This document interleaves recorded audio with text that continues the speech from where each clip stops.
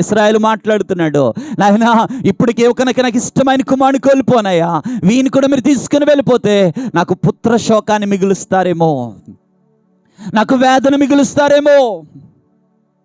తన కొడుకు అంటున్నాడు, నాయనా నేను ఇతని కొరకు నేను పోటు పడతాను, నాయనా ఇతని కొరకు నాది రెస్పాన్సిబిలిటీ.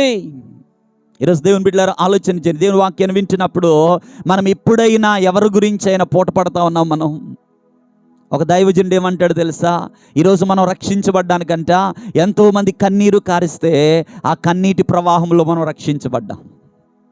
ఏదో సడన్గా నేను ప్రభుని నమ్మేసుకున్నానండి, ప్రభు దగ్గర కాదు, నీ వెనకాల ఎంతోమంది నీ కొరకు కన్నీరు కార్చారో.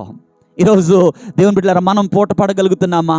అయ్యా నా కుటుంబం కొరకు నేను కన్నీరు కారుస్తున్నానండి, నా యొక్క స్నేహితుల కొరకు, నా ఉద్యోగంలో నా కొలీగ్స్ కొరకు, అయ్యా నా వ్యాపారంలో నా సహకారుల కొరకు నేను పూట పడుతున్నానండి.